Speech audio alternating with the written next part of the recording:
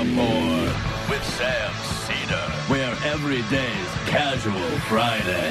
That means Monday is Casual Monday, Tuesday, Casual Tuesday, Wednesday, Casual Hump Day, Thursday, Casual Thurs, that's what we call it, and Friday, Casual Shabbat. The Majority Report with Sam Cedar.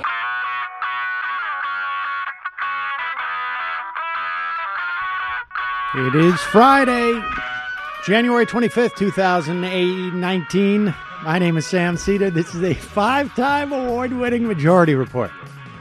We are broadcasting live steps from the industrially ravaged Gowanus Canal in the heartland of America, downtown Brooklyn, USA.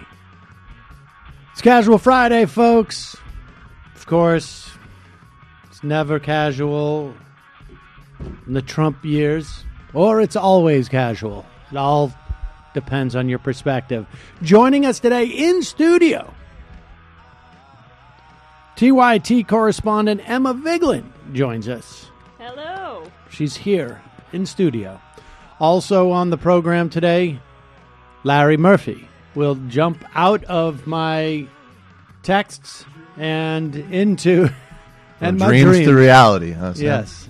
My dreams onto the program. Larry Murphy, known as just about almost every character on Bob's Burgers, will be here. Well, not here.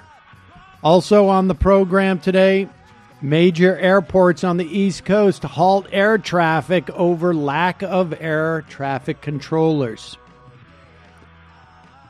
And Roger Stone has tumbled into the barrel as Paul Manafort shuffles into court to find out if he's going to go to prison for a long time. Meanwhile, Democrats draw Republican support, but the shutdown bills in the Senate fail. White House now drafting a national emergency order to pretend to build the wall. UN to meet in a special session tomorrow about Venezuela. And apparently White House overruled security professionals in giving Jared Kushner top security clearance. Oklahoma Republicans want to strip teachers of their certification if they engage in any future labor action as Denver teachers prepare to go on strike. And remember how Governor DeSantis from Florida surrounded himself with racists? Well, yeah. Also on the program today, heartwarming story of an Indiana school principal who got arrested for helping a kid get medical care. All this and more on today's Majority Report. I think it's the first day in about 2 weeks where someone has not jumped into the Democratic primary. If I'm not mistaken, it's pretty close. How many official contenders do we have now in the race? Is it 6? Official, right? Is it 6, right? Well, you got Harris, Warren, Ojeda was the first one Right. to actually, although, he doesn't really have a great shot. He doesn't have a huge shot, but he is officially in the race. Tulsi Gabbard, that's 4. And however Buttigieg. Buttigieg. There's some Bootleg. mayor guy. Bootleg. Buttigieg. Bootleg. Yeah, and so that's 5. I thought there was there is a 6. That weirdo from Maryland, that congressman guy. Jordan? No, Delaney. Oh, yeah, well. All right. I wasn't That aware guy. of that. Oh, did we say Tulsi Gabbard? Yes. Yeah. All right, that's quite a bit, considering we're not even out of January yet. Gillibrand. Did we say Gillibrand? Yeah, I think we did. Okay. But so there it is. So we don't have anybody new to report today, but we will talk a little bit about this week. Obviously, it's a sort of fascinating juxtaposition between Warren and the way that Warren is running for president right now and the way that Kamala Harris is running for president right now. But we will get to that in a few. First off, let me just read this. We haven't done an ad for BetterHelp in a while, and we got some pretty good feedback from from when we did a couple of months ago. So that's what is, driving me to mention this again. BetterHelp is affordable, private online counseling. You get unlimited access to a licensed, trained, fully accredited therapist. It's perfect for you on your phone, on your computer, through text, voice, video chat, whatever you feel comfortable with. They're LGBT friendly. It's great for couples counseling, anything else you're going through in life right now. All you need to do is go to betterhelp.com/majority. You fill out a questionnaire. They match you with a counselor who's perfect for you, and you can start counseling today. If you decide you don't vibe with the therapist you're matched with, you can switch whenever you want. It's less expensive than in-person counseling, but you're still getting the same great help from licensed professionals. And if you have trouble affording it, BetterHelp has financial aid available. You're always connected with your counselor. You'll have unlimited access, which means you can talk to them every day if you want. You connect from anywhere you are, work, home, on the go, so you're not wasting time traveling to someone's office or sitting around in a waiting room. It's a lot of people have never been in therapy before, which is, I mean, I went to a lot of therapy. I think that probably comes across, but in a certain sense, yes, in some respects. But this is a good way to sort of, at the very least, get yourself introduced to the notion, see what it's about. A lot of people are not comfortable talking to a therapist in person. They don't have time. They can't afford it. BetterHelp solves all of those problems. You can sign up right now, save on quality professional therapy by going to betterhelp.com/majority. All right, let's jump right into this. We have some, let's first, we're talking about the shutdown. Yesterday we had two bills, Emma, in the Senate that were basically test votes, right? They were ways, I think, for both parties to sort of say this. Let's get a clear sense of where this is trending. It's trending against the president, and the real question is how much are Republican senators going to feel like they're getting chewed up by this? And if you look at the list of people who voted. Well, if it was a test vote, Joe Manchin failed that test, right? So he was the one Democrat that sided with the Republicans. Oh, did he side with the Republicans? Yeah. I didn't know that. Now, did he vote? He voted yes on both bills. Yes. Okay, yeah. So he didn't vote against the Democratic bill. And I think the Republicans who jumped did the same thing. They, you had the opportunity to vote for both. And it's just political theater. I mean, that's what's frustrating about all of it was that, what you were saying, it's a test vote, but it's what Manchin's doing is just kind of signaling to his home state what he's done his entire career, which is I will be a Republican, but just be a little bit nicer about it. Yeah, he's covering his arse, as it were. He voted for both. He was on Jank. I'll never forget that he called him Janks all the time. That was awesome. It made me like Joe Manchin. I like Sink, too. That's another I'll tell you what, Sink. common I don't know about killing innocent civilians and babies, but I think we got to come together. It's interesting when you look at all six Republicans who voted, right? It's Susan Collins, no surprise. Lamar Alexander, also no surprise. But you get a sense of, like, Johnny Isakson. He's up for re-election in Georgia. Stacey Abrams. That's exactly right. And we had mentioned Johnny Isakson like weeks ago because if you look at what's going on in Georgia, it is trending blue. And so they're nervous. And in those instances, they vote for both the plans. So they can turn around and say, I want the government functioning. But this clip with Michael Bennett, who I don't know Bennett's been in the Senate for how many years now? At least, close to, I don't know when he got elected in, but. Is it 4? 4 years? I don't know. His entirety in the Senate, I don't know that I've ever said his name more than like 3 times on the show. 09. So he's been in there for 8 years. So he's been in here the entirety of this show. And I have never, ever had an instance to quote him or to play a clip of him. He's even managed to avoid like being castigated. He's just totally never come up. I think like radar. maybe we've mentioned him in the course of probably the year that he ran, which was probably I think 12 or something. I'm not sure. But here he is, apparently, and this is a twofer for him. because he gets to speak against the shutdown, and he also gets to crap on To Ted speak Cruz. at all?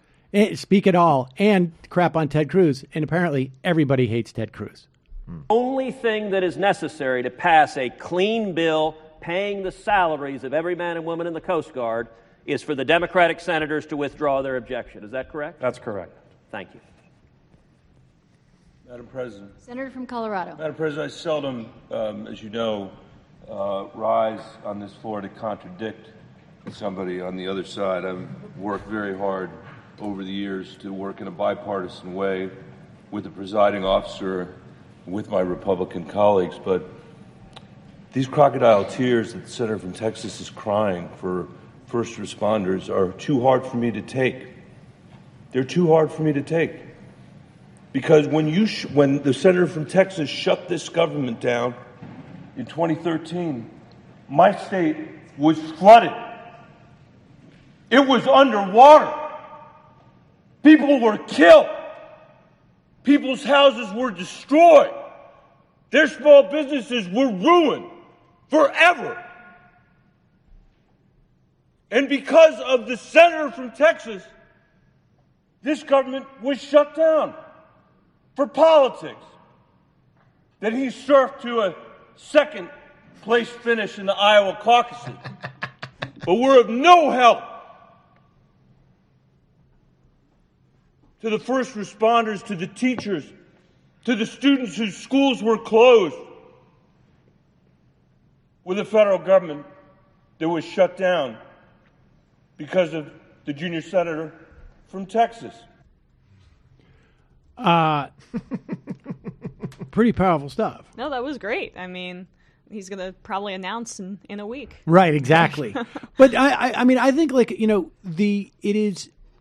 it's the first time in a long time, it feels like, where you have these protracted battles where the Democrats not only appear to be winning, but appear to be confident about their Emboldened. Yes. They're politically emboldened for the first time in, 10 years, 8 years. And that's what's exciting about it. I think that they're poll watching, which they never do on policy. But when it comes to, right, like it takes now 2/3 of America wants marijuana legalization, and you still have Democratic senators saying it's pie in the sky. But when it comes to President Trump, they're holding their ground and they're poll watching, and it's successful. His numbers are dropping, and it allows someone like a no-name guy like Bennett to take to the Senate floor and go all in.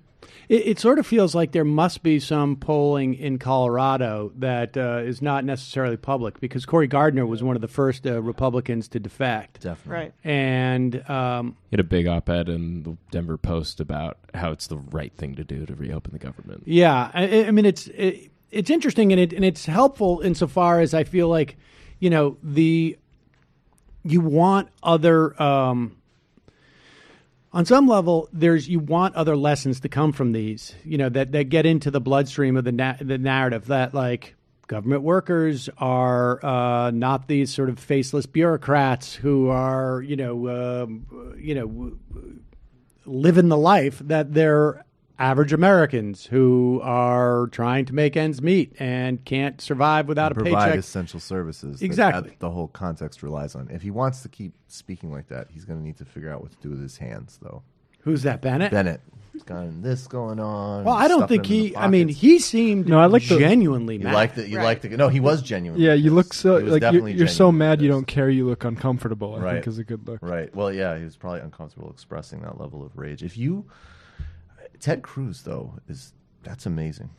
It's just amazing. Just that distinct personality and physical profile got elected to the Senate, Bearded even with Ted his Cruz. politics. Well, like he's popular with the Republican base. We never forget that he came in second, as was pointed out by Bennett twice in instances. I mean, he has a real finger on the pulse of a certain brand of Republican. I think it's a dying brand of Republican. Mm-hmm. I think it's the same. There's a weird crossover with Trump, even though he's a complete philanderer and vulgar person. But there's an evangelical base that doesn't move, that will always support a complete freak show like Ted Cruz. Do you remember when the bikers got in his face in Indiana? The bikers who supported Trump? That was my favorite, most cognitively dissonant clip of the whole 2016 primary, and they're like in his face with leather jackets, and they're like, Lion Ted, and he's like, well, actually, right? And then, and he's trying to debate them and all this nonsense, and they're just bullying him. And then, out of nowhere, they're like, yeah, and you know what else? You promised to like light up the sand of Syria, and that's going to kill a lot of innocent people. And he just was there like, wait a second. Let me ask. This is great. I'm telling everybody. Do you know that Donald's words were caught on tape? The New York Times reported the whole thing, publicly reported. That's a total lie made up by Donald Trump's campaign. Lying, Ted. Let me ask. Career politicians have killed America. Let me ask you are the problem. Let me ask you You something. are the problem, Right, politician. You are the problem. Can I ask you something? No. Can I ask you something? Out of all of the candidates, name one who had $1 million judgment against him for hiring illegal aliens. Name one. Donald Trump is the only. Okay, not you. So you like rich people who buy politicians. Where's your Goldman Sachs jacket at? We know your wife works there. Whoa! am supported by 1.3 million contributions all over the country. Our average contribution is $60. On immigration, Donald Trump had $1 million judgment against him for hiring illegal aliens. You know what he's doing right now in Florida? He brings in hundreds of foreign workers instead of hiring Americans. Sir, with all respect, Donald Trump is deceiving you. He is playing you for a chump. And ask yourself two questions. Why is it that the mainstream media so desperately wants Donald Trump to be the Republican nominee? Bash him every chance they get. And why is it that John Boehner supports Donald Trump? Do you agree with John Boehner? No. Do you agree with Nancy Pelosi? The thing is, I don't agree with everybody, but I believe in Trump. He's the only one that's going to put us where we need to be. What are you going to do about our Second Amendment? Okay, great question. What are you going to do the about Second the Amendment? Yeah. All right, I have defended the Second Amendment in front of the Supreme Court of the United States. Do you know that Donald Trump supported Bill Clinton's national ban on some of the most popular firearms in America? And that is a fact. You can go read his book where he said, I agree with Bill Clinton. In fact, he said, I hate guns. That's a quote from Donald Trump. I have spent 20 years fighting to defend the Second Amendment. And I'll tell you this, sir. If Donald Trump ever becomes president, it's he is amazing how unlikable Ted Cruz is. I don't like either one of these guys, but he's just... I like the... I kind of like the means, yeah, I like the biker. He's going to put a liberal on the Supreme Court who's going to take away your Second Amendment right. There is a reason why Gun Owners of America has endorsed me in this campaign, because I've defended the Second Amendment my whole life, while Donald Trump is a New York liberal who will take away your Second Amendment rights. This man is lying to you, and he's taking advantage of you. And I wouldn't have shown you that as to protesters. All right, we never get that. But they do get to Syria, and the guy's just like, you kill a lot of innocent women and children if you do that. And he literally is looking at the guy like, what? Well, I've been going to, I went leading up to 2018 to, I think, 8 Trump rallies or something along those lines and spoke to supporters. That was kind of the work that I got most attention for me last year. And there is that populist fervor. That guy was more articulate than a lot of the people I spoke to, but they were focused on campaign donations and the fact that Trump was a self-made businessman. That made a lot of supporters feel comfortable, because anti-corruption is a widespread sentiment throughout the country, no matter what kind of person you're talking to. We interviewed someone who had did a history of the concept of mesmerism in the country, and the snake oil salesman. And the thing that she said was that Trump was indicative of that tradition, was that people know the guy is a liar. It's just they feel that he's on their side and lying on their behalf. And that idea of like that he's self-funded and is not taking other people's money led them to believe that he was in their corner, which of course he wasn't. But and I don't, and that's not. I don't even think they have to get that much more sophisticated beyond that. Small campaign donations, or just the idea of like he's rich. He's just doing us a favor by running. He doesn't need these sugar daddies from Goldman Sachs, etc. I mean, that guy hates the financial institutions just as much as progressives do, and so we just have to remember that in our strategy. No doubt. Yeah, I don't know. I think that's true. The question is that on the list of things that will motivate that guy to vote, absolutely, how high up is it? Protecting Dodd-Frank or a 21st century Glass-Steagall. They talked about Dodd-Frank after Syria. The guy was like, you have a really weak position on Dodd-Frank rule. But I think... I don't doubt it. But I also... My point is... He probably does support more radical stuff than that. But I also think... But my point is that how motivating is that versus protect my guns? How motivating is that? Or anti-immigrants. Or, yeah. Well, and that's... Keep my country white. And that's the problem. And that's also the bigger problem with just anti-corruption politics generally, right? Because the way it's been deployed, whether it's with Trump or Bolsonaro or Modi, fascists win elections using generic anti-corruption campaigns. So unless you're really specific about what you're actually talking about, it becomes like a stand-in for everything and has actually been used to delegitimize some really good leaders. Yeah, I just don't think that it's the primary motivating factor or even the secondary motivating factor or even maybe the tertiary motivating factor for a guy like that. I think that comes in.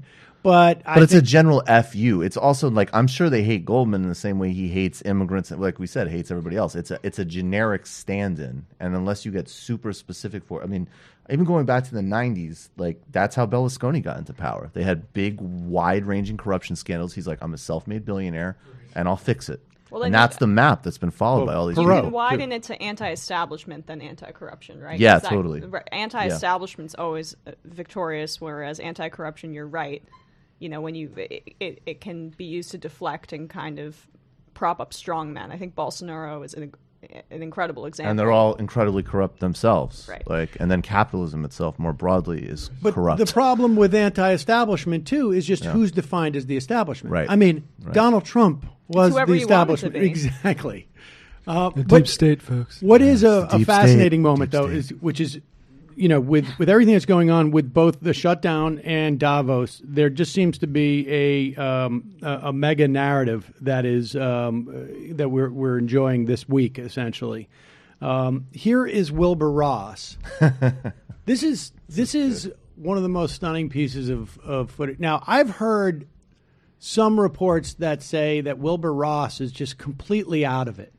That falls asleep at meetings. Yeah, that he's just completely out of it. But he seems to be not completely out of it here, but just completely out of touch. And here he is being interviewed by Andrew Ross Sorkin. So this is really the functional equivalent of like... Wait, this is his name? Well, Andrew Ross Sorkin? Yeah. This is a home game. Yeah, this is a home. Yeah, this is like beyond home game. Wall Street reporters in the history of life on Earth. Right. I mean, I don't want to say like this would be like my sister Julie interviewing me. She would be more adversarial. She would be more adversarial. Yeah. And so here he is on. This is a guy, if you'll remember, Andrew Ross Sorkin. When Occupy first started, he was the one who bragged about fielding calls from financial leaders asking whether they should be afraid of what was going on in Zuccotti Park. And here he is interviewing Wilbur Ross, and Wilbur Ross is just like, wait a second. Just you be quiet for a second. I'm digging a hole here, and I don't want to be interrupted.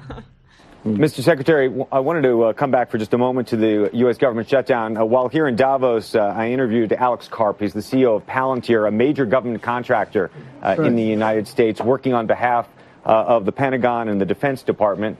He said that the government shutdown, he believed, was terribly damaging to the brand of our country. Do you believe that? Pause it for a second. Contemplate what it takes to ask this question in this manner. The framing is completely from that perspective. It is. That's why he cares. It is sociopathic. I've just spoken to a contractor who thinks that our brand is being hurt by this. We should note Palantir is Peter Thiel's. Right. And it's super bad for the brand. Okay.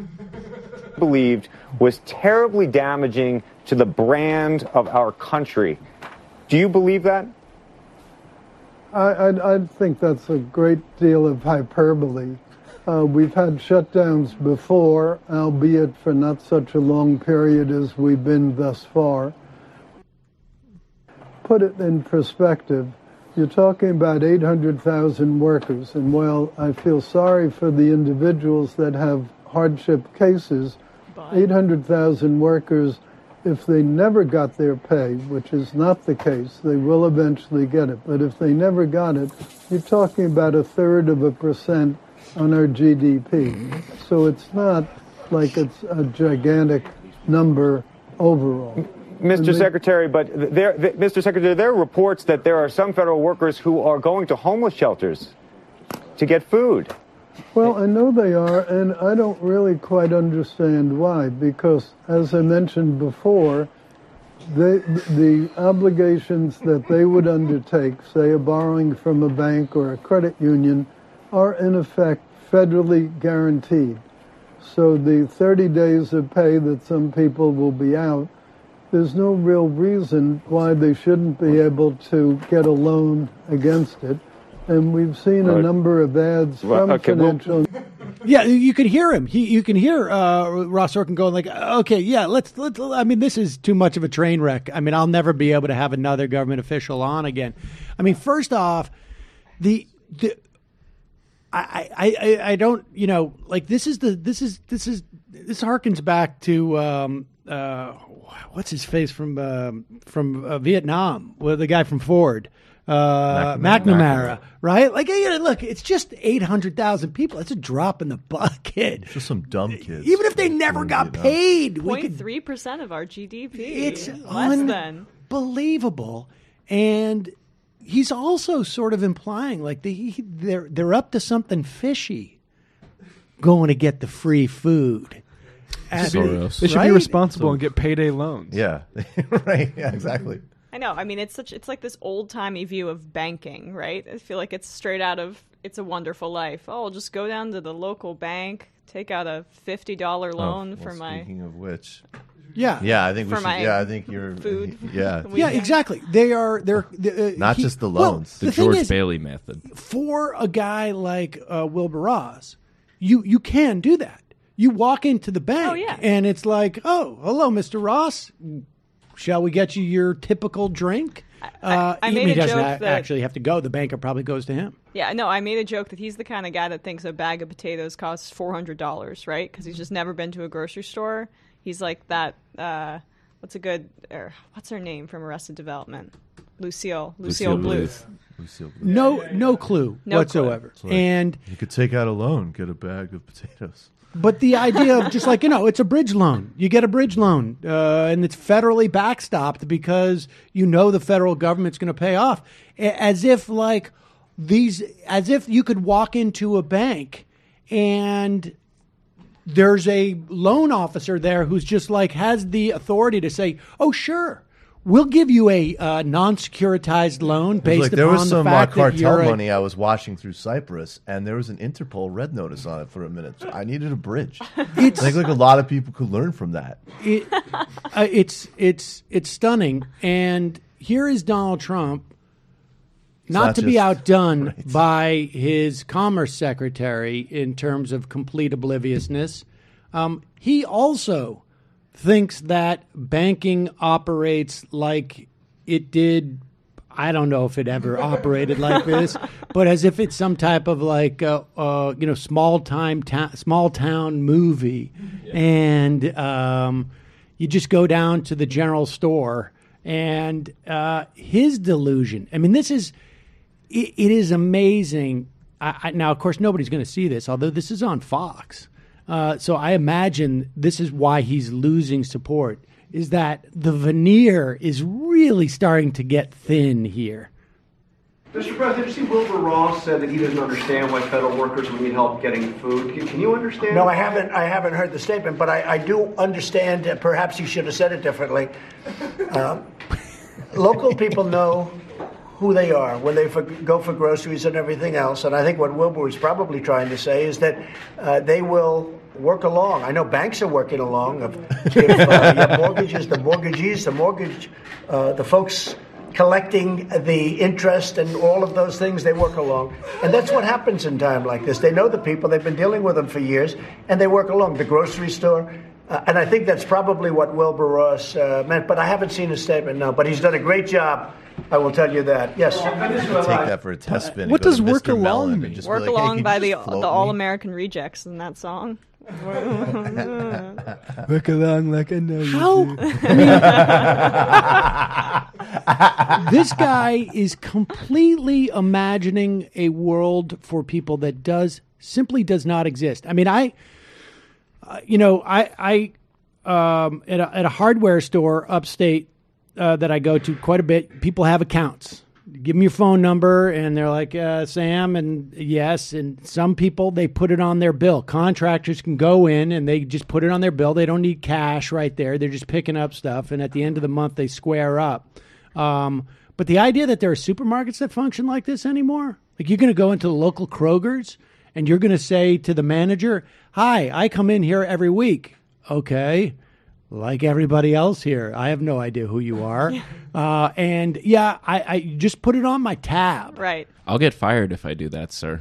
Exactly. Just put it on my tab. It's like that scene in The Sopranos where they go to shake down like the Starbucks place, and they're just like, it'd be a shame if something happened to the windows. They're like, no, you don't get this. Like, every penny in this system is tracked globally. Like, I can't do that for you. And they're just like, there's no room for small business no more. But, I mean... So you traveled amongst these folks for an extended period of time. Something like that seems to me more than anything else is going to start to crack that veneer a little bit. There's a 30 to 35% that will never move. Right, I think that's true. Yeah, but I do think my boss Cenk has said this before. The local mom in Kansas or in Indiana, right, who sees. She voted for him because she's socially conservative, fiscally, whatever the case may be. When they see the human costs of decisions like this, that's when that support kind of starts to trickle away. And we're seeing this bear out in the poll numbers. How long they stick, who knows? But I think that it's so obvious who is being blamed for the shutdown, and the narrative is correct. And it's fascinating to see it unfold. He's crumbling a little bit. Yeah, I think that's true. And even, you track the AP headlines, the Democrats block the Republican version. And then in terms of the Democratic version, it's just both bills fell. And, of course, the Democratic one got more votes. And I think all of this is just, had Donald Trump not said on national TV, I'll own it. Blame me. I think there would have been a very different story here. It was actually a very shrewd move by Pelosi and Schumer, which in hindsight, I thought they kind of looked a little weak on TV where, Schumer's just cowered over saying, we disagree, right? But they got that soundbite. They got a few, and it's worked. So being total nebbish is finally producing something for Chuck Schumer. But awesome. It's still highly problematic that the Democrats need the mainstream press to have something that is already pre-digested and force-fed, and then still, the mainstream press will hedge. They attempted to do this, right, for a while. It takes two to tango. We see all these op-eds to that effect. And that the Democrats are still so beholden to that is problematic. I understand the dynamic because, frankly, on the right, Fox has a sort of singular control over these people in a way that TYT or 2 hours of MSNBC or whatever it is don't, and that's a sort of a systemic problem that I don't know how that changes. Well, I think what's really interesting about the news cycle and the shutdown is that Trump's lies about who's to blame for the shutdown, they keep getting repeated. People keep going back to it because the media is hyper-focused on the shutdown. So he doesn't get to start a new scandal that distracts people. I mean, this Venezuela thing obviously is breaking some of the shutdown news cycle, but the lie continues to be repeated and it's pervasive. And so there's not a new scandal or awful tweet that the media is losing their attention to, and it's the bright new shiny object. The shutdown is consistently the story, and the story gets worse every day, and the lie and the soundbite gets more effective every day. So that's why this is a particularly bad news cycle for the president. And we should say there were reports today of in New York, in Florida, So the FAA confirmed that there is a ground stoppage at LaGuardia Airport. Flights are delayed in New York and Florida airports due to air traffic controller absences. We saw reports of Philadelphia also stoppage. Is that right, Brendan? And others. And this is just going to increase.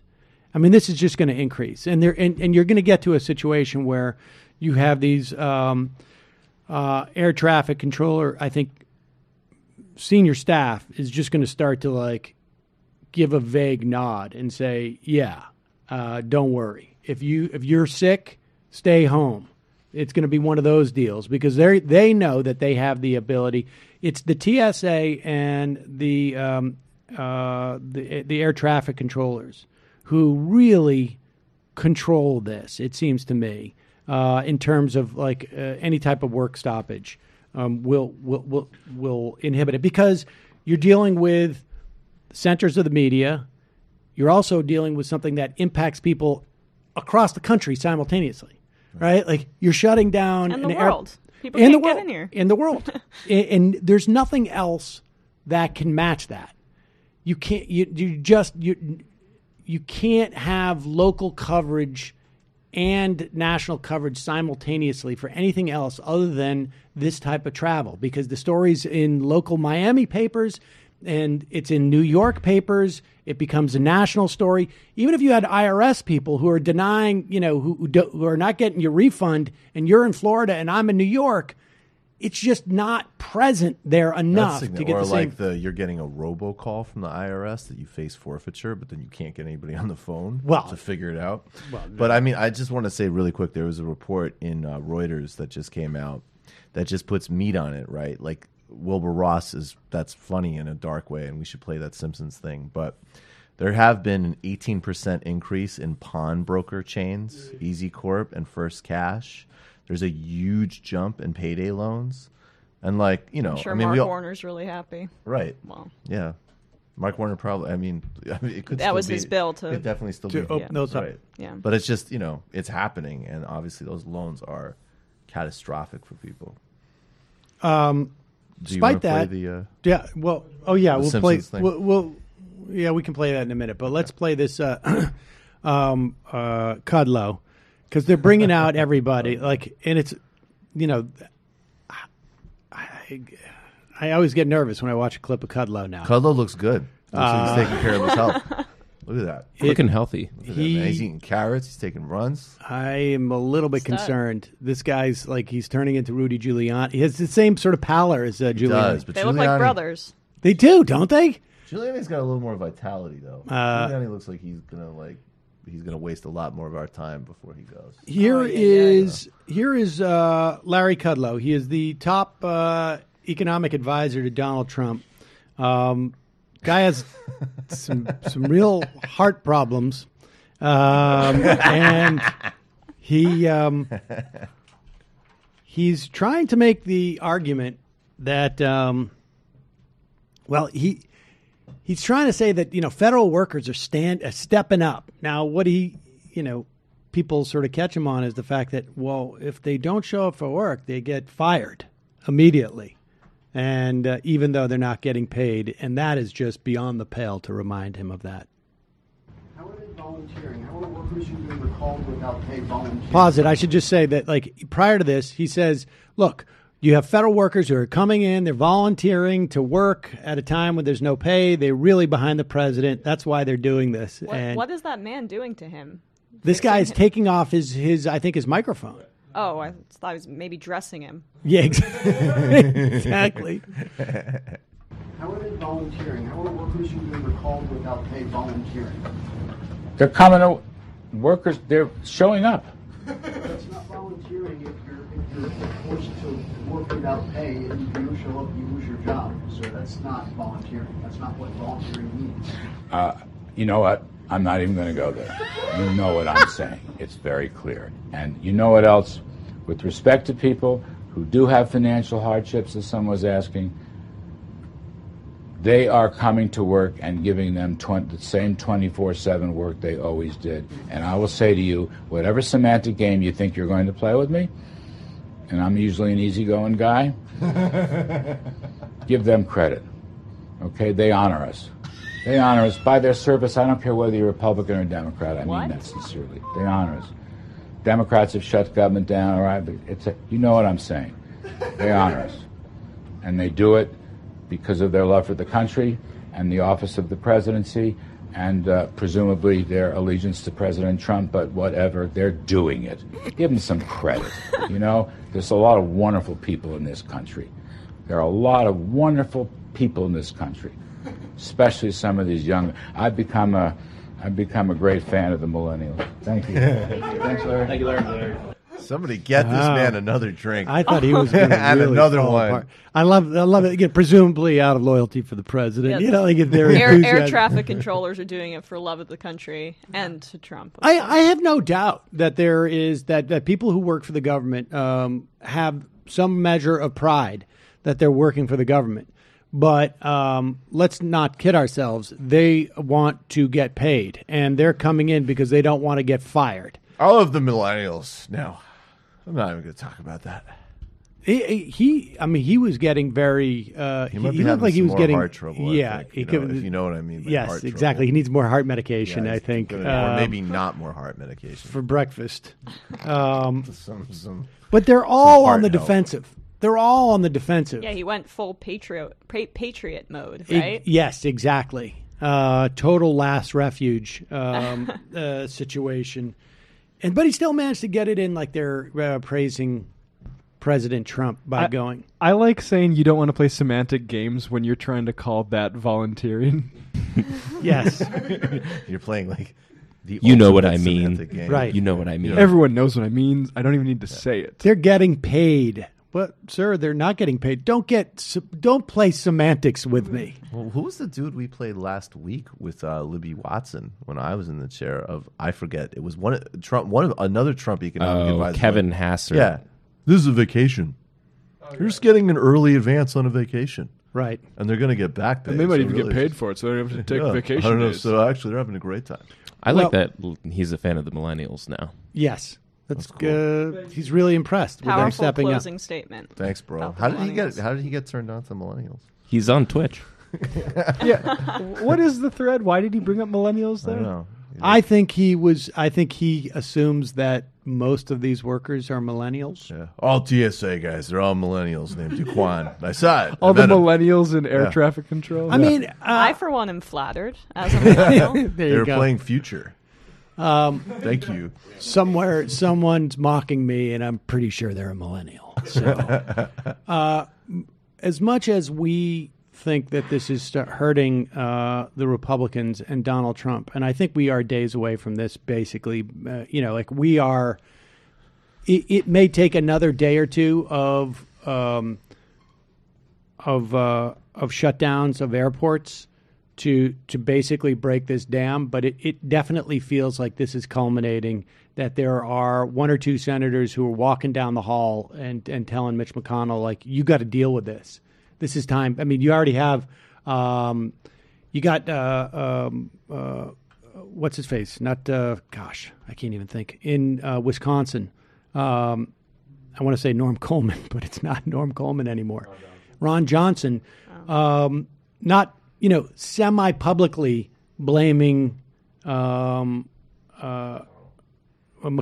for this, making sure that it gets out that he's gotten mad at him, which suggests to me that Ron Johnson is rather concerned and worried that he's an Ayn Rand trust fund baby.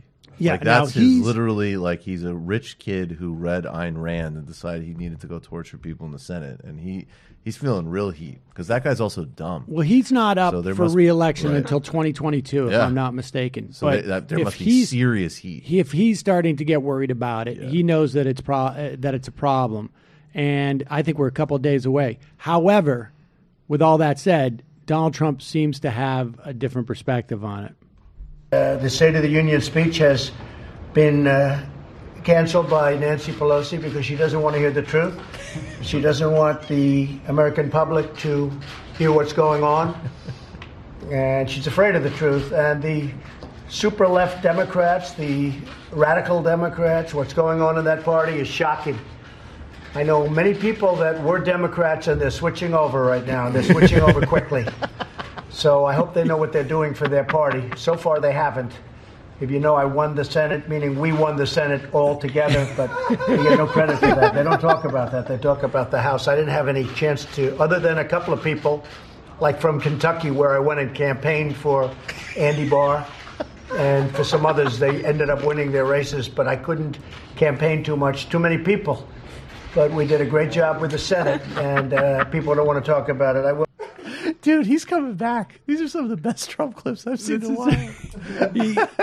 He's falling apart here. I mean, he really, honestly, like, he is falling apart. I think he's unflappable. I just think that's his one mode. I mean, he's falling apart a little, but like the run-on sentence, he's a one walking run-on sentence. He really did catch himself though when he said, like, I won the Senate. I mean, we did. We all did. We all did it. Whatever. When I say where's Ben Carson? Yeah, he did it too. Yeah. Do you remember when Mia Love lost? I remember, and he was like, she gave me no love. Mia gave me no love. Oh my God. That has been the best storyline of the past couple of months, is him just like oscillating between, like, I won the Senate, historically unprecedented, but then I lost the House because of Mia Love. And at one point, though, it becomes those moments where he's talking about people can go and work with the locals, the local people. Like, there was a time where you could say this, and on Fox they would repeat it, and they would see the clip, and people would genuinely be, and I think there's still going to be 30-35% who are like, Democrats are bleeding support right now. Like, people are walking away. The president said it on television. I don't think walk away is sticking. Like, I think it's Republicans and like Charlie Kirk think it's sticking. But no one talks about walk away. No, I don't. I don't even know if Charlie Kirk thinks a lot of people are walking. A lot of people, and you hear it from Brandon people. Starka. A lot of locals walking. The locals are walking, and they're going to the milk people, and they're getting a milk loan, and then they're leaving the Democratic Party. They don't want the truth. Some people said you can't handle the truth. And that's Nancy Pelosi. Some people. Some very good people. All right, let's. As this is all happening, it's it really does feel like, I watched a little bit of Morning Joe this morning because I was just curious. I know it's first time in ever, and it was they had Anand Giridharadas on. They had. Yep, and he was not familiar with who you're talking about. He was on. Well. And it is, but it's fascinating to see all these things sort of line up. Yeah, they're okay. Converging. I mean, because they spent the whole day talking about the shutdown. It wasn't Joe and Mika. It was it was Willie Nelson or whatever the guy's name is. Oh, that's that guy's name? No, I don't think it's Nelson. Willie Geist. Willie Geist. So Willie Geist was hosting, but they're talking about the shutdown, and it's getting serious, right? And they're mocking, in the same way that we have, Donald Trump and Wilbur Ross and Larry Kudlow, trying to seem like they have, actual warm blood flowing through their veins. Like the millennials. But then the story that is coming out of Davos, the main story is the critique of Davos. At this point, at least in what's in and Davos has been sort of out of the news for the past couple of cycles. And part of it is that there's this critique out there, and they've let people into the building on some level where the critique is. And here is an exchange, and this is just a stunning exchange for multiple reasons. And I think they should be obvious to a lot of people. A Washington Post reporter is moderating this panel, and it's a Washington Post panel. The reporter is Heather Long. She just does like a general beat. She's an she is Chiron here as an economics correspondent for the Washington Post. I just want everybody to sort of sit with that for a moment and imagine what the baseline knowledge of the United States economy and just the things like the history of the economy, basic stuff, basic, just knowledge of how the tax system works, just very basic overview. She is doing this panel.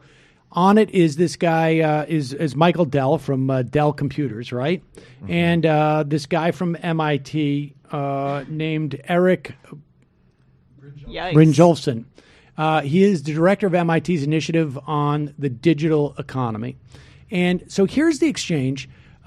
She asks a question. They get a big laugh because the idea of actual, tax regime is hilarious. But listen to where this goes. There are growing calls to address these inequalities, particularly the wage inequality, with more taxes. In particular, in the United States, there's been a call by Congresswoman Ocasio-Cortez to tax people earning over $10 million at a 70% tax rate. The current top rate in the United States is 37%. Michael Dell, do you support this? I just want to say I'm thrilled that they're asking. Wow, what a great question. Well, look, I mean, my wife and I set up a foundation about 20 years ago. Pause it. I just love the fact that he can't even joke around. Like, they're all laughing, and he immediately goes to the talking points that he goes into defense mode. And can we just say that Bill Gates, who's more classy and less, I hate Bill Gates, but he's less of like an obvious moron than Michael Dell, made exactly the same point. About 20 years ago, and we would have contributed quite a bit more than a 70% tax rate on my income, on my annual income. And I feel much more comfortable with our ability as a private foundation to allocate those funds than I do giving them to the government. All right. So no, I'm not supportive of that.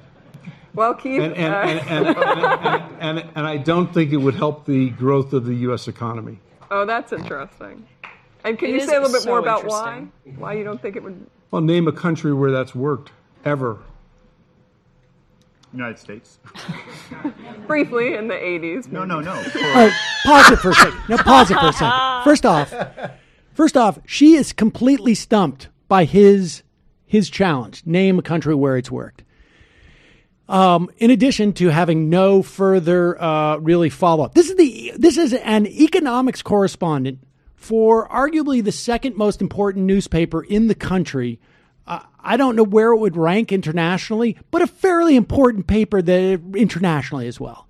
An economics correspondent, maybe not the economics correspondent. And she says for a short time in the 80s.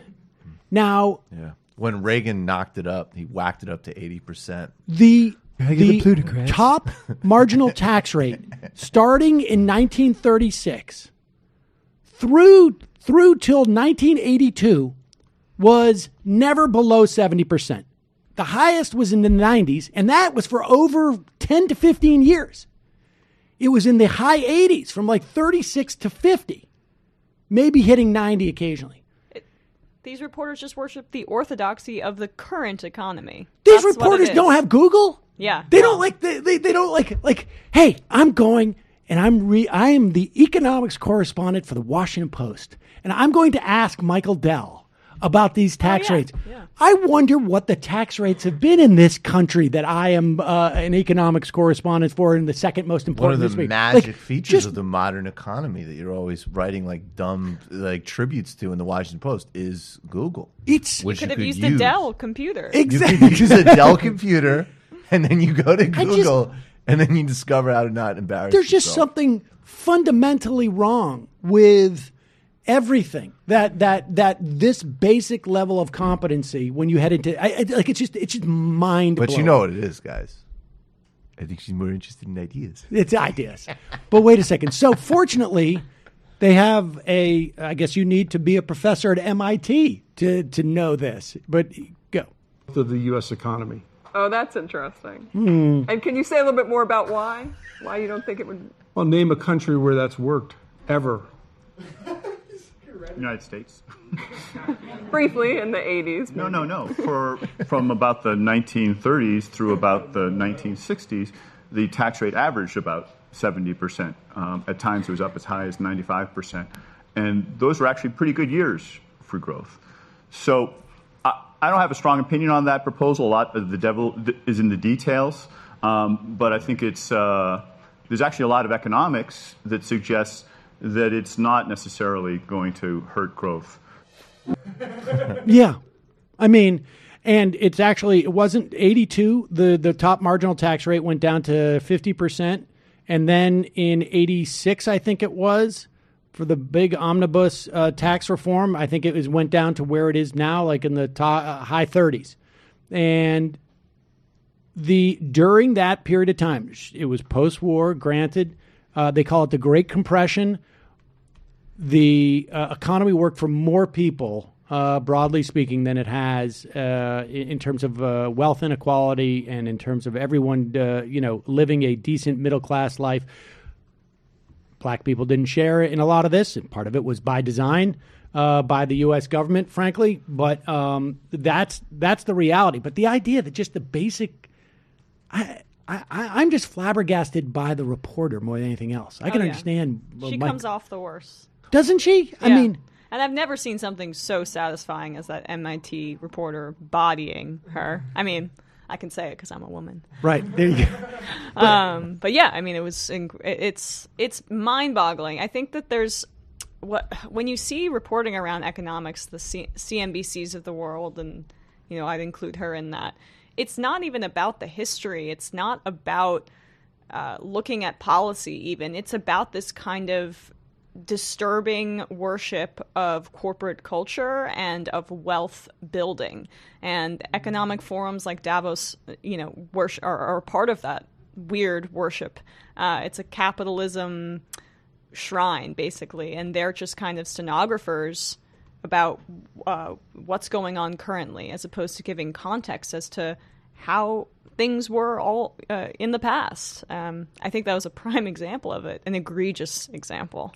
And it also is a great example of the implications of someone who gets elected in a primary with 25,000 votes in Queens, and you were following around AOC during that primary, in the run-up to the primary. Oh, yeah. I was one of the first people, I think. So it was about a year ago, in March. So that's when I first covered her, or did that full-day report on her. And that question doesn't come up. And I think that MIT guy is probably more emboldened to bring that up, or all of it. I mean, it's just... Well, I think that's the other dynamic of, because Davos, I think, is always invited, they like to have come give us a little critique to prove that we're willing to be criticized. But if you're in a room with a couple hundred, literally the global elites, right? Like in the proper usage of the word, and then you just know it's going to be streamed on C-SPAN and nobody's going to watch it because it's really boring after you get over the novelty of watching Bono lecture some leader from Zimbabwe on debt relief or other nonsense that happens at Davos. But now because of social media, their market, and Anand gets this better than anybody else. It's not Davos. It's the fact that I'm going to get clipped pissing Tony Blair off. Right. That's going to go viral. And that's the whole point of this conference is Michael Dell looks like an idiot. They are whining about tax rates and then doing bizarre exercises where they pretend to be migrants as experiential learning. And it's for the rest of us to look at them and go, oh, you people should be in the dustbin of history. You've ruined the world and you're delusional. I'd say we're about 3 years away from Davos being a lot less public. Turning into Bilderberg. Oh, yeah. Like a government in exile. I think it's going to be no social media. Definitely. We need to be able to really exchange ideas. We need to be able to think. And we don't want people to interrupt with this. Yeah. Oh, absolutely. Here is another example of Davos basically... people basically jujitsuing Davos in some way. I'm glad you've all assembled here to make each other feel good, and now we're going to use you as an example of everything that's wrong. And this is a Time magazine panel on the state of inequality. They invited this guy Rutger Bergman. He's an author. I don't know what else his credentials are, but he's written he wrote another book about wealth inequality and the disequilibrium that's created by having such wealthy people. And I think, where is he from? He's European, obviously. It's Dutch. All right, here is the exchange. From New Jersey. And it's interesting to look at. I don't know who the other panelists are, but they're all like, wait a second. You know, nobody likes to have one of those comments that indicts everybody for being on stage. This is my first time at Davos, and I find it quite a bewildering experience, to be honest. I mean, 1,500 private jets have flown in here to hear Sir David Attenborough speak about, you know, how we're wrecking the planet. And I mean, I hear people talk in the language of participation and justice and equality and transparency. But then, I mean, almost no one raises the real issue of tax avoidance, right? And of the rich just not paying their fair share. I mean, it feels like I'm at a firefighters conference and no one's allowed to speak about water, right? there was only one panel, actually. Well, we've had two. You're the second of our panelists. There was only one panel. Let's go there. One panel hidden away in the media center that was actually tax avoidance. Yeah. I was one of the 15 participants. So something needs to change here. I mean, 10 years ago, the World Economic Forum asked the question, what must industry do to prevent a broad social backlash? The answer is very simple.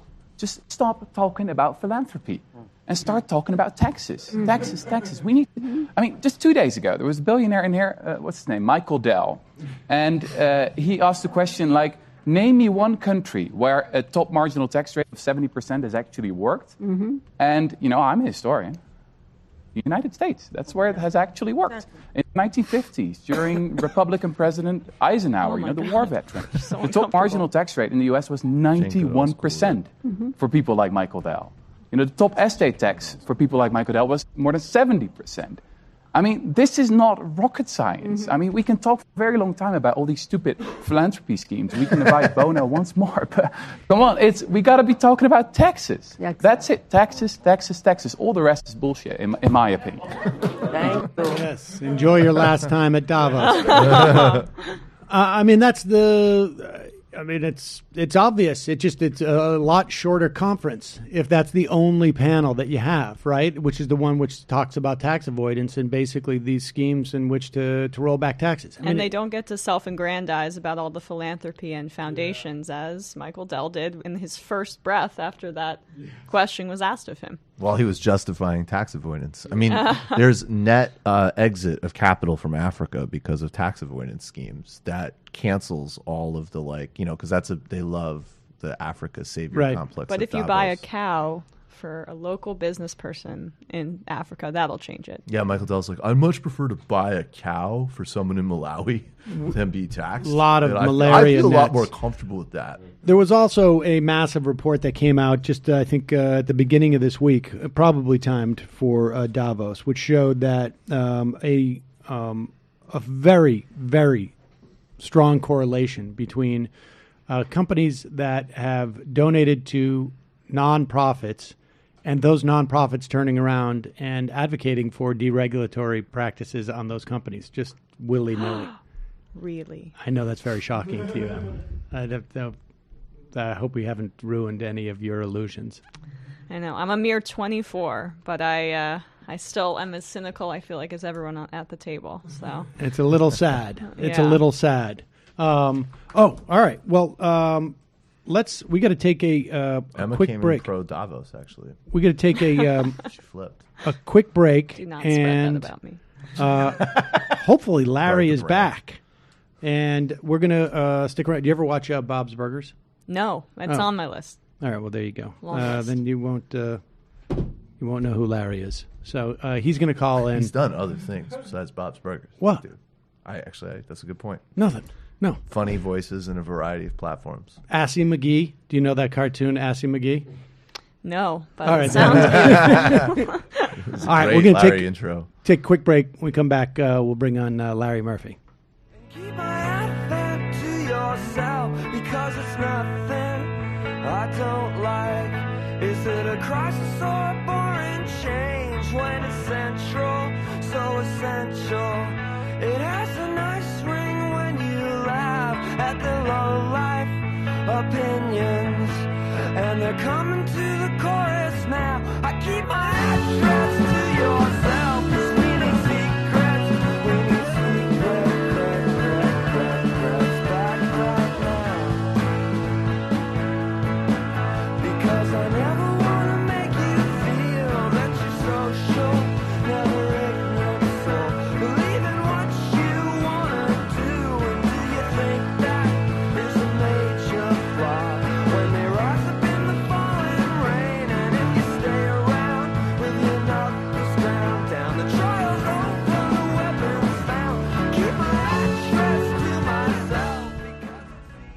We are back. Sam Cedar on the Majority Report. Ladies and gentlemen, our next guest needs no introduction, but I will give him one anyways. He is the voice of Teddy and Harold's wife on Bob's Burgers. I can't remember her name. But she has a name, and you're her husband. Come well, on, Harold. Sam. Harold is Edith. Edith. Right. Edith. That's right. Yes. Edith. And hello, everybody. Emma's just walked off. She just walked off the set. I'm not exactly sure why. She was not a fan. And also, of course, you were Assy and Assy McGee, right? That's true. You were on that show too.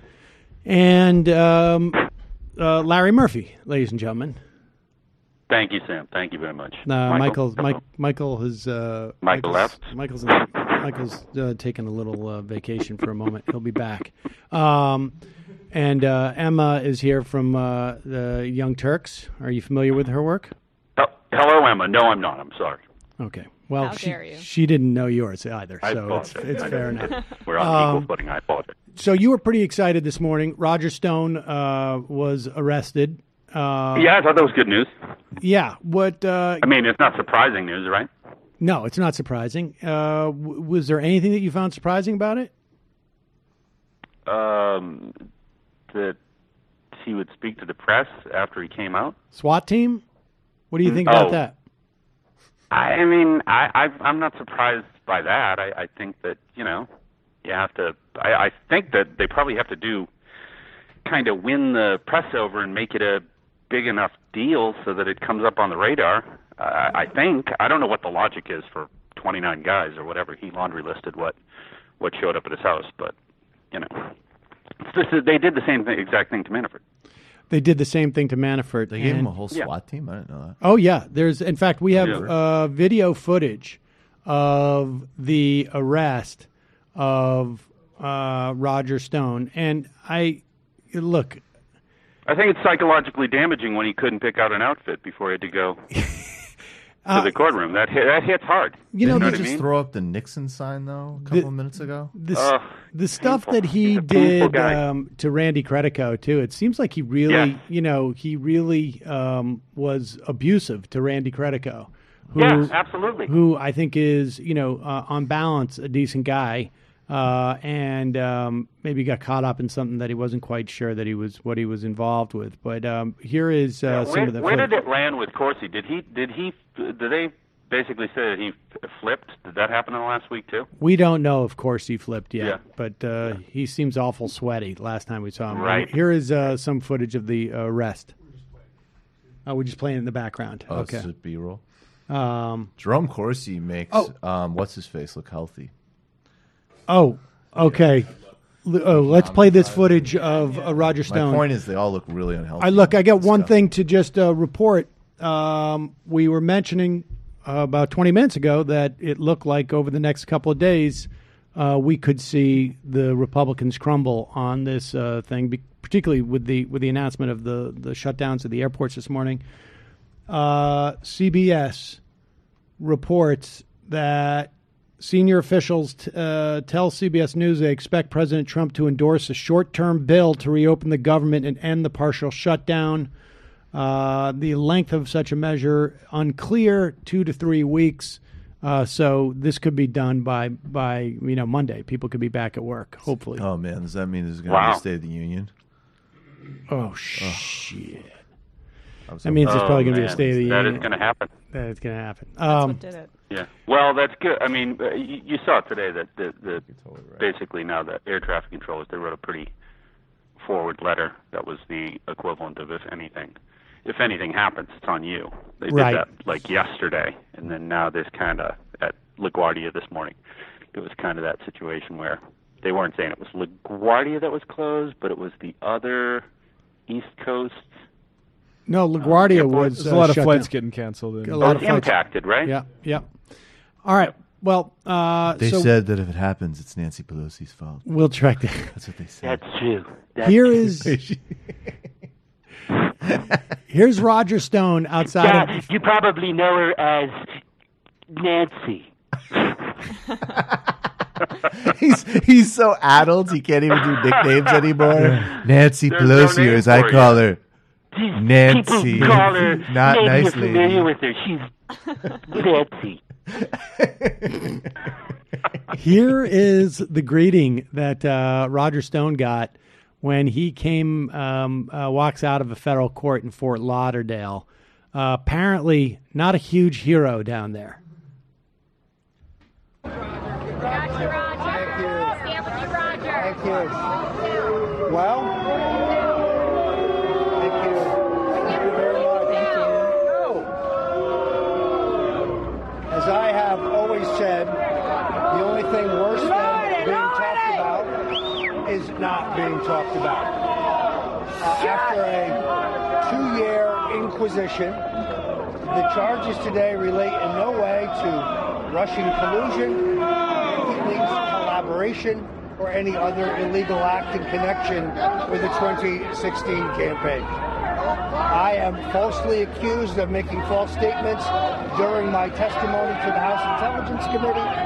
That is incorrect. Any error I made in my testimony would be both immaterial and without intent. Lock him up. That's very satisfying. Yeah, that was pretty fun. That is pretty good. The FBI agents, when they knocked down this door, they should have screamed, "Get me Roger Stone," right? That's right.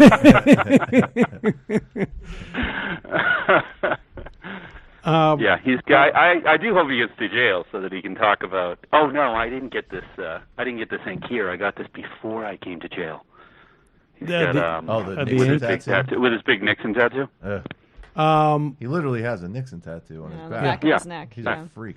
Would you hire Rudy Giuliani as your attorney if you were him? Absolutely. Complete chaos. 100% chaos. What do you think is going down with Giuliani? Now, Larry comes from a big police family. Said today, the last so thing he I has heard, this. He knows.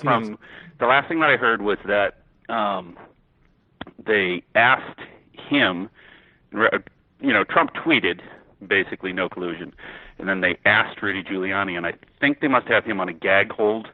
Now he's not allowed to speak, so he was just like, I did speak with the president. I spoke with the president about it, and the president said, shut up, shut your face, be quiet, don't talk to the press. So here I am.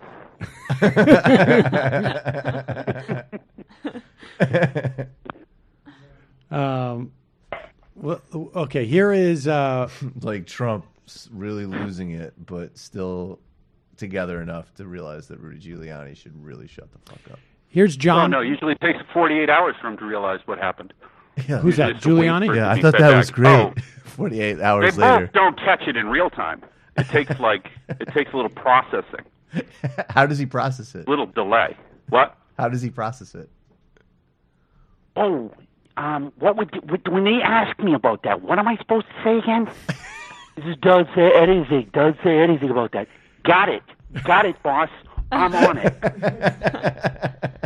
Listen, hypothetically speaking, if he talked to Gruzifer too, if these two were in communication, if he worked for the Kremlin, if at some point they got on a three-way call, that's not a crime. Not if he didn't say anything on the call. Not that he did, and if it was on tape, you don't have those tapes yet. The best is what he was. Why did he mention tapes? Why did he mention that? Do you think that was weird? Well, yeah, it was weird. And he said 30 seconds later, he goes, I shouldn't have said tapes. When I said tapes, I don't mean tapes. Oh, you not missed like that? Nixon. That's amazing. Not the thing that implicated Nixon Do we back have in that? 74. Yeah, we'll get this. Nothing like tapes. No taping system inside the place. No surreptitious tapes were ever made by the president, by anyone that I know. And if they were, they're not illegal. And you're not getting them. We're not going to give them to you. I don't think there's audio of it. It was in the interview with Chotiner. And he says, look, I've reviewed the tapes. I've reviewed all the emails. They didn't mention anything about it. And then Chotiner goes, you heard tapes? I shouldn't have said tapes. You Man, he was a lot more cocky hand, when right? he was murdering, when NYPD was torturing like Somali immigrants. We're doing this live? Yeah, oh, come on. Harvesting hobo. Here it is. Yeah. This is it. This is it right here. All right. Okay. So I stole that from 30 Rock. he goes. But I could tell you from the moment I read the story, I knew the story was false. And Shatner goes, because I have been through all the tapes. I have been through all the texts. I have been through all the emails. I knew none existed. And then basically when the special counsel said that just in case there are others I might not know about, they probably went through others and found the same thing. Wait, what tapes have you gone through? He says, I shouldn't have said tapes. They alleged there were texts and emails that corroborated what Cohen was saying. And there were no texts, no emails. That's Trump saying, "Oh my God, you're as stupid as my kids. So I hate you." So there were no tapes you listened to, though. No tapes. Well, I have listened to tapes, but none of them concern this. Variety of late 80s Grateful Dead tapes. That's what I'm talking about. He's starting to sound like Trump himself. It's unbelievable. It's unbelievable.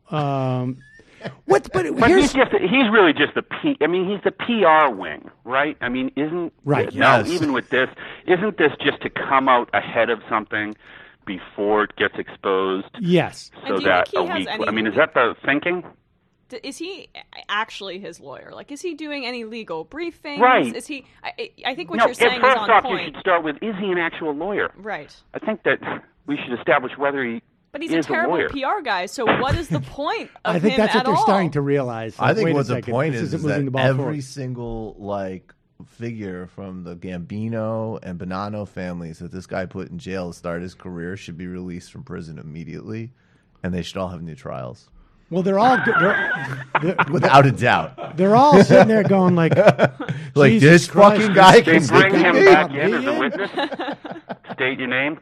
The America's mayor. Oh, my name. Isn't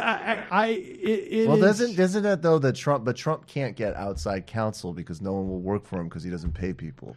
So Part he of it needs is to have somebody who will just be there and do process of elimination. Well, but also part of it is that largely speaking. No, but isn't it largely that he might be culpable in the end for crimes? Giuliani isn't himself. that the reason he signed up? Giuliani? I just think he loves attention. I think it could be both. Giuliani's doing a good job of protecting himself as well as others. I think it also. Or do you think he's just trying to get back on SNL? I think it's he enjoys it. I think he also monetizes it.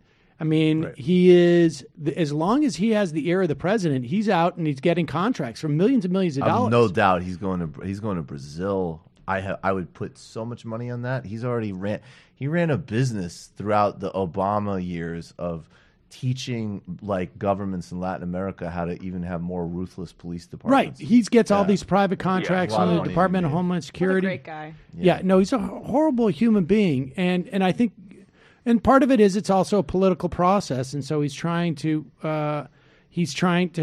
muddy the waters. But the real question to me, I always circle back on this, is these guys are bad at this. They're bad at this. And nobody seems like they're good at it. Well, when it comes to even being remotely, why did it take? They know what they're doing is illegal. It doesn't seem like anyone's clandestine. Did you see some of the things that came out with Roger Stone, where it's like, hey, since we're going to talk about something illegal, should we switch to our WhatsApp app? The one that's encrypted so that they can't read the illegal things that we talk about. Good idea. Well, I'll and then do it's it like, too. oh, WhatsApp is Okay. down. Hey, all right, fine. Call me on Skype. One quick thing illegal before we switch to the other app. But this is the thing that I can't get past. We saw the Times story, the ProPublica stories that show that basically Trump has been his entire enterprise has been criminal for decades. How is it that these people have been able to act with impunity for decades in this city where you have some of the most ambitious political prosecutors in the country, right? I mean, this is not just we're protecting the bigwigs, because it's not like Donald Trump had some type of like broad constituency. There's a real sense that everybody thought he was a schmuck. Cy Vance got political donations from him. Yeah, $25,000. But I mean, how much better would he have That's done? that's a lot. I know it's a lot of Walmart bags. Well, that's $25,000 is a decent amount, but For a DA. For a DA, but how much better would he have been off if he was the one who took Donald Trump down? Oh yeah, I mean I just think that rich people get to use New York as their personal playground and see themselves as above the law, and a lot of people in law enforcement just don't, turn a blind eye. I just don't think it's at the top of people's priorities list. I think generally that's absolutely true, particularly people who are in the system. But I just sort of feel like Donald Trump is if you were a prosecutor and you wanted to make a name for yourself, would there have been a better person to take down than Donald Trump? And it seems like it would have been the easiest thing in the world to do. With like no consequences, because he doesn't represent any actual power. Exactly. He's just a trust fund He's baby just jackass. Exactly. It's not like actually going after an actual right. banker. You're not going after like, a banker. The people that you can't go after who actually really do rig and own the system. Exactly. Just some assholes. He just on seemed to TV. be tolerated by all of society. Like, oh, shit, Yeah. Donald's going to show up again. Well, I think a lot of people made a lot of money off him. I think that's true, too. Was it the you put him celebrity factor? You put him out in front. That's the type of person you go after, right? Yeah, but I mean, there's also the celebrity worship too. He was in each kinds of circles. I mean, before he became really right wing, he was hobnobbing with the Clintons. So it's not like he was a hated that's true. celebrity figure for a majority of his public life. Definitely. That was one before. Now he copies Fox News, but that was when he was like, I was just reading this piece about Indonesia in the New York Times. The big Apprentice- stuff going on. Big stuff going on. The Apprentice was the #1 show on TV for a while. Yeah, it's Did true. you read the Thomas Friedman column? Boy, what a smart guy. Big stuff going on. India, Larry. trade, globalization. Larry. Yeah. Michelle Larry. Alexander writing about Palestine. Yeah. Big league. Big. Oh yeah, about time. Larry, now do you go through some of that too? I mean, do you find? I'm not going to say specifically where in Massachusetts you live, but do you find that you basically have carte blanche because of your status? What do you mean, carte blanche? What do you mean? Like, I mean, can you get away with all sorts of stuff because you're a celebrity? DUIs. Get away with what? What am I getting away with? I don't know. I mean, why don't you list off some of the things? I don't have a lot of interaction, Sam. I really don't. It's limited. Yeah, he's like, I'm not going to do a yes and for this I'm one, not, Sam. I'm not choosing that, but yeah. Larry built an unpermitted shed in his backyard, didn't you, Larry? This is absolutely that is ridiculous and false. Is it? Those are allegations that are false, Sam. Really? Did you get a permit unless you for want that? to talk about what's going on your roof deck with what you're growing up there. I don't know if they're plants or they're... Larry, let me ask you this. Did you get a permit for that slab that you put down?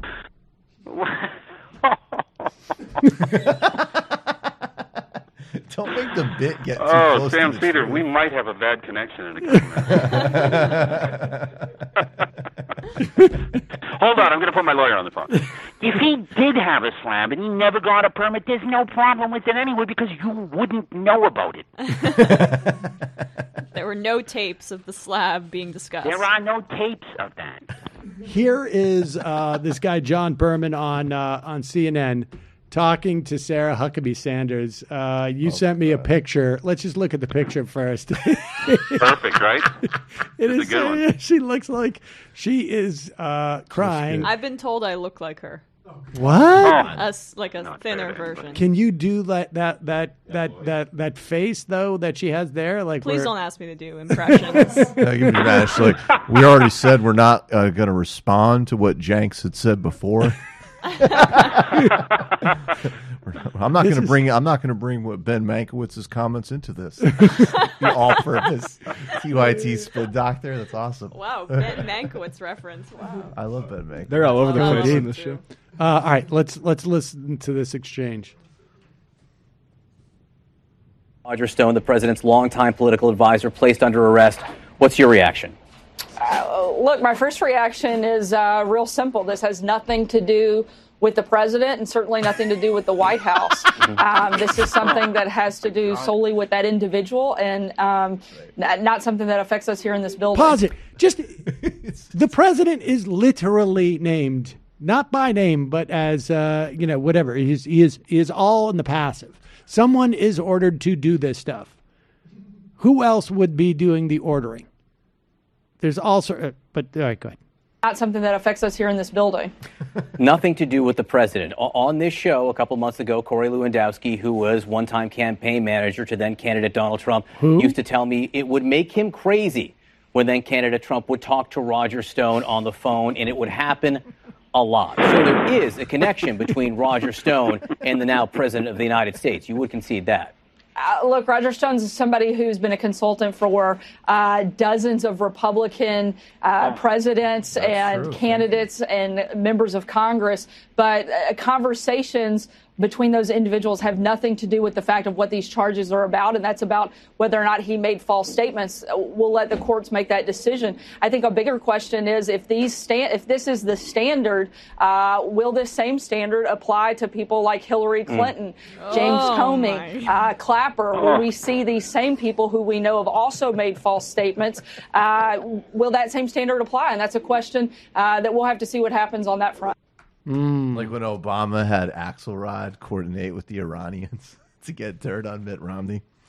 It's like, you got to through Assange. Mullins, if you're listening. Mullins, if you're listening. Yeah. You get more. Get more stuff. You got more stuff. Leak more on them. Is this mustachioed Axelrod or non-mustachioed? Because they're different totally people. mustachio or Axelrod. Right. Of course. It's full beard. If we're going to keep talking about crimes, we should get on the WhatsApp. Oh boy, Larry, where does this go? What happens next? You're on top of it. I don't know. You follow the investigation. I'm on top of it. I mean, I'm your man on the street. I'm in D.C. right now. I'm just Sarah. Quick question over here. I'm with the press. Sarah, quick question. No, Larry but I mean, Murphy. you follow. Massachusetts News. You follow. Quick question. You follow the Mueller investigation as much as anybody I know. I mean, what do you think is happening? You're not completely. You have some sense of. I don't think we have can see fully what's happening behind.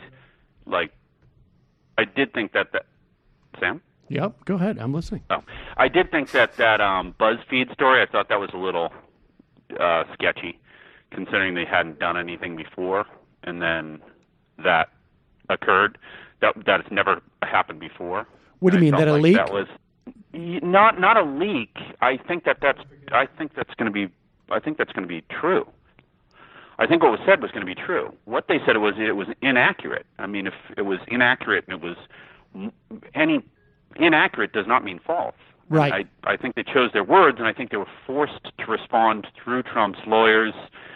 In, who knows, Whitaker? I mean, that's going to be asked at some point. Oh, Whitaker.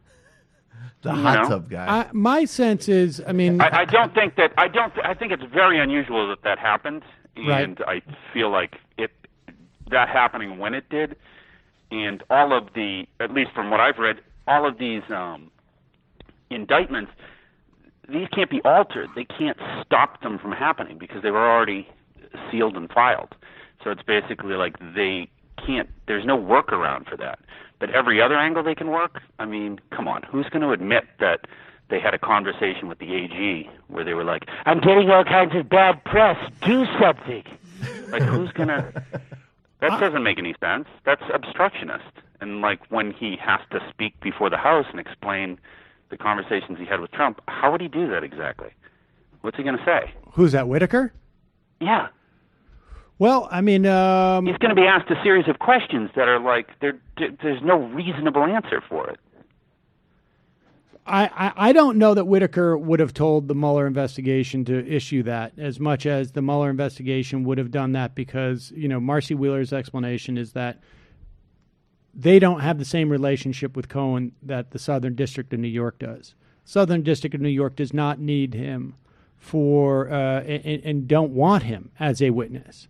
And so you had two investigators, it said, that clearly indicated it wasn't with the Mueller investigation, that probably are aware of this stuff. Meanwhile, Mueller chooses not to use this information because for some other reason. He wants to maintain Cohen's validity as a witness in other areas. And so he doesn't want to impeach his own witness because that is not even sufficient. Apparently, whatever Mueller has is bigger than telling Cohen to lie to Congress. Right. And speaking of, can you explain to me what transpired in the last week with the fact that he declined to show up voluntarily, and then he was subpoenaed by the House, and then he was subpoenaed by the Senate? I mean, it sounds... Do I have that correct? No, I don't think... I think he's he wasn't not... yet subpoenaed by the House. Right. But now his excuse to postpone like the voluntary questioning is the threat, but that smells like BS to me. Definitely. Yeah. And I think it's probably because Mueller has said to him, you don't want to be asked that question in front of Congress because they're going to ask you the question if you lied to us before, and you're going to be compelled to answer it. And I would imagine that the committee also is aware of this, and they don't want to spoil Cohen. But I don't know how long they think they can punt. And so he goes to prison in March. It seems like stuff may be coming down very soon because of that, He right? goes to prison in March, and that's scheduled for mid-February. And I thought it was, I mean, no matter what, he will be appearing, but now it's behind closed doors. He's an informant, which is totally unfair. And he can appear once he's been in prison. He's a bad lawyer. I'll tell you what. He can come. He can come from prison. I can give you a couple of business cards for other better lawyers. It's going to look bad. This guy, real piece of shit. It's going to look bad. No, but that was another Trump classic, man. A couple months ago, where he literally was like, yeah, it's called like RICO, and what they do is they get a guy to rat. It should be outlawed. That was so awesome. So I've seen a lot of great businesses taken down through that technique. It's a real shame. It's actually, when you think about it, it's a government interference in the private market. Then he flips on him, and then he flips on him, until then you've got the boss. It's bullshit. They couldn't get the boss on their own, so they get somebody else to do their dirty work for them. It's unethical. Disgusting. It's unfair. Really low. I know, because this happened to a couple of good friends of mine. That's why I call him Build 'em Up Mueller. That's what I call him. Or cake stacking Mueller. Or fishing guy Mueller. Yeah. I come up with a bunch of different things. Ralphie Cifarello used to help at my casinos. So, and Larry, the government took him down. Why don't we break some news here? What's the story with what is going on with the Bob's Burgers movie? No story. Still in play. No firm, other than a firm date of release. That's all I have for you. I'm sure that you're probably getting daily phone calls and daily updates. What's going on? Am I going to be in the movie or what? I have no idea. Come on, Sam. You know that these aren't questions I can answer for you. Shouldn't you ask your lawyer, Larry? Being very evasive, Larry. I would ask your lawyer. Think I should ask my lawyer? Yeah. Listen, if Larry knew anything about the Bob's Burgers movie, even if it was moving forward without you, Sam, he's not obligated to tell you. He's been in meetings that say Sam is out. He's out. Don't tell Sam about that he's not in the movie. He doesn't have to tell you that. He's under no obligation, hypothetically. Well, I never said that about Sam.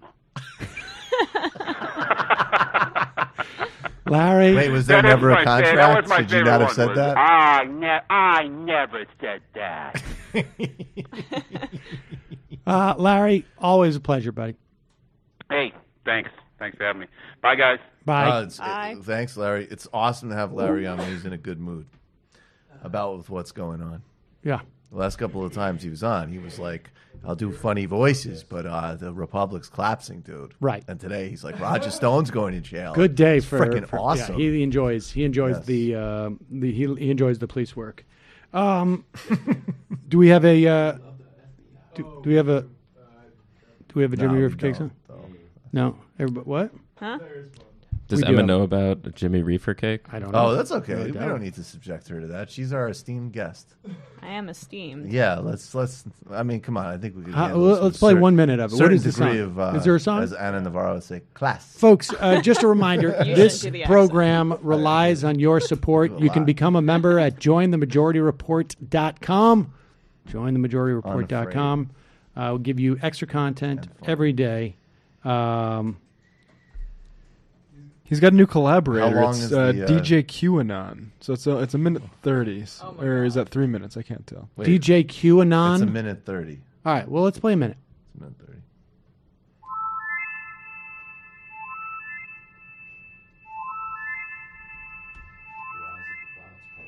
DJ QAnon got beats. Twitter machine is where we meet. I need robots to compete. Professor RC will compete. Set the bar, repeat. Get the likes and retweets. This shit horse the program. Wanna be the best in your hell.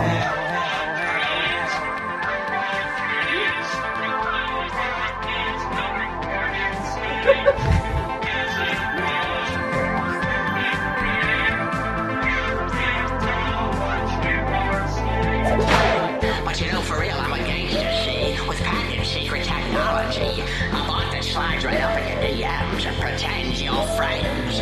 But stray away from the approved facts. I feel like we've gotten a little far afield from the original mandate. Well, the lyrics are The included. original mandate. Well, the original mandate. It was like promote the show and talk about weed. No, look back on the week. What are the lyrics? DJ QAnon got beats. Twitter machine is where we meet. I need robots to compete. Professor RC will compete. I'll skip a little bit ahead. For real, you know I'm a gangster, C, with patented secret technology. A bot that slides right up in your DMs and pretends that you're friends. But stray from the approved facts and the Reefertron 420 attacks. A tweet every 4 minutes and 20 seconds. They all get taught a robot lesson. With the bots that I got, the show never stops, and you'll never know if they are real or not. Blame the Russians, the FBI, the DNC, and the number one bot man will always be me. Does anybody know where Jimmy lives and Maine? get him some help? All Or somebody right. could go Well, up there that's and break his a- bong or something? Michael, Yes, sir. what happened on Tuesday night? My show would happen on Tuesday night. And it would be a great show. But I guess actually, so next week, I don't know what's happening on Tuesday, but we rescheduled to Thursday in case we're, Jesus, God forbid, doing live coverage of Trump talking about the shutdown ending. So Bill Fletcher Jr. is joining us. We're talking about labor uprisings in the Sudan, which are happening right now, and then the political legacy of Amishal Cabral. On this Sunday, the illicit history is the second candidate guide, and it's going to be of Tulsi Gabbard with Soumya Shankar of The Intercept. And that's like a doorway into talking about Hindu nationalism as well. The internet will react well to that. That's totally fine. I've gotten that reaction of like, how dare you? She promotes peace. Although torture. And peace and torture. On one hand, we need peace. On the other, we need torture. Well, but really quick, that is always the paradox. That's right? the third way position. But I want to say that just because people I know get very sensitive and emotional about her, she tweeted the right thing on Venezuela. Yeah, that was after the show yesterday. Yeah, after the show yesterday, so we couldn't include it. Not a word on Lula or Brazil, but there are now like very few left to the live show Friday night with Alona Mitkovsky, Trevor Beaulieu, Bhaskar Sunkara, Mike Racine, and of course the TMBS gentlemen. So get your tickets, patreon.com/TMBS for the whole show, and on YouTube. Emma, you're going to stick around with us, but where can people? Where the freebies are leaving us. So where can people check out your work? So I host a show called Rebel HQ. Well, it's not a show. I do kind of videos for it. Jank does the show. We're kind of dueling on the channel. YouTube.com/RebelHQ. Is there a conflict between you guys? Is there a conflict between you guys? We hate each other, but we have to work together, so we do. Of course. I represent, obviously, the East Coast, and he's on the West Coast. But I will be, I guess I'll announce it now, I'll be in L.A., not next week, but the following week, so I'll be on the main show. I'll be doing the damage report, all of that good stuff, you guys. Are we breaking the news? Breaking news. What's that from? There you go. Oh, I should say. Go ahead. But yeah, Sorry. no, just check me out on Twitter. That's where I'm best. Instagram, I can't even figure it out. It's so hard, and I'm not going to take a picture of myself in front of a colorful wall licking an ice cream cone. So just follow me on what Sam does. on Twitter. Yeah. Wow, I'm really bad at promoting Sounds myself. like it was Anyway, pecan Rebel today. HQ, Facebook, YouTube, and then me on Twitter at Emma Vigeland. I'll be doing a brief live stream with Matt Binder tonight. So, and everybody we should say more to check out Doomed, to check out Matt. Binder's stuff. Check out Binder's stuff. And Matt, new Matt. Yeah, Literary Hangover, the House of the Seven Gables episode. It's going to be on YouTube this weekend, but you can check it out on the podcast feed now. All right, quick break. Head into the fun half. 646-257-3920. We will take your phone calls and your IMs. See you in the fun half.